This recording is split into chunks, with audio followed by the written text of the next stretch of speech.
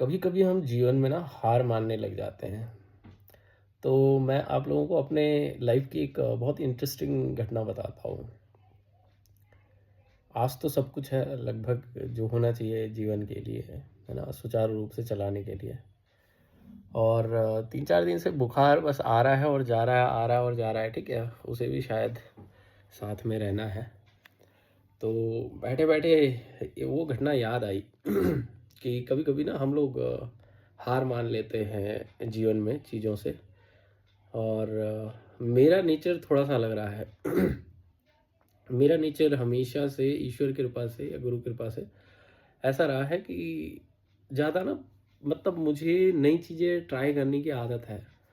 अगर मुझे कोई चीज़ नई चीज़ दिख गई है, मतलब अच्छी है और दिख गई कोई चीज़, तो मैं उसमें ट्राई ज़रूर करूँगा, है ना। वैसे मैं एक अलग रहने वाला इंसान हूँ। लेकिन अगर मुझे लगता है कि मुझे भीड़ में जाके कोई काम करना है तो मैं कर सकता हूँ उस चीज़ को, मतलब इतना कॉन्फिडेंस रहा हमेशा से। अच्छा चलो घटना बताता हूँ आपको। घटना ये थी कि मैं दिल्ली में था उस टाइम पे। और हुआ ये कि किसी इंस्टीट्यूट में मैंने 3 महीने करीबन पढ़ाया होगा, अब तो ढंग से याद नहीं है, लेकिन 2-3 महीने के बाद, और उसका जो बैच था ना वो इतना अच्छा ग्रो किया कि 100 प्लस बच्चे आते थे उसमें बैच में। मतलब उसका जो रूम था ना वो भी भर जाता था और बाहर, गेट के बाहर बच्चे बैठते थे। मैं उस टाइम स्पोकन इंग्लिश के लिए पढ़ाता था। उसने नया-नया इंस्टीट्यूट खोला था और खूब सारे बच्चे आ रहे थे उसमें। 3 महीने तक उसने मुझे टाला भी, यार पैसे मैं दे दूँगा, दे दूँगा, दे दूँगा। फिर 3 महीने बाद उसने अचानक से, मैं गया, मैंने कहा सर मुझे ज़रूरत है पैसे की। वैसे मैं वहाँ पर काफ़ी इंस्टीट्यूट थे जिनमें मैं पढ़ा रहा था, तो मुझे पैसे आ जाते थे मेरे पास। लेकिन उस दिन मुझे ज़रूरत थी तो मैंने उसे बोल दिया कि पैसे दे दो। सॉरी, थोड़ी-सी खाँसी भी हो रही है। हुआ ये कि मैंने कहा पैसे दे दो। उसने कहा कौन से पैसे? मैंने मतलब थोड़ा सरप्राइज़ हुआ मैंने कहा कौन से पैसे?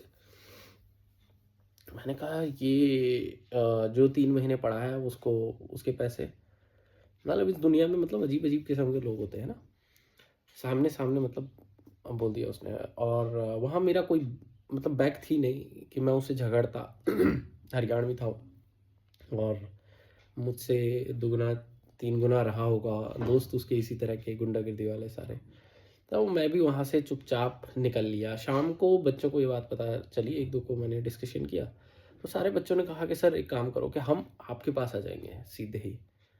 तो मैंने भी कह दिया ठीक है भाई, मैं भाई ठीक है, मैं अपना एक रूम ले लेता हूँ। वहाँ पढ़ाना शुरू कर दूँगा जब सभी लोग वहाँ जाना, मतलब उन्होंने कहा कि हम जाएँगे ही नहीं वहाँ। मैंने कहा ठीक है आ जाना। पैसे की ज़रूरत थी उस टाइम पे और शायद आज की बात होती तो मैं कहता कि नहीं यार मैं नहीं करूँगा वगैरह, वगैरह। लेकिन उस टाइम पे इस तरह का मतलब विचार नहीं थे। अब गुस्सा भी था ही अंदर। मैंने कहा ठीक है, तो मेरा बैच बन गया। मैंने एक इंस्टीट्यूट में जो की बात की अपना, तो फिर एक इंस्टीट्यूट वगैरह लिया। उसमें क्या था कि एक कमरे का ही किराया 8,000 रुपये था। मेरे पास खुद पैसे नहीं थे उस टाइम पे। जेब में शायद मुझे ऐसा लग रहा है कि 2-2,500 रुपये रहे होंगे मेरे पास। और जब आप आगे बढ़ते हैं ना तो ईश्वर भी आपकी मदद करते हैं कहीं न कहीं। और आप किसी का बुरा नहीं करते तो ईश्वर थोड़ा बहुत सपोर्ट बना के रखते हैं, ठीक है? अगर कोई चीज़ आपका बहुत ज़्यादा कुछ प्रारब्ध ना हो उसमें तो।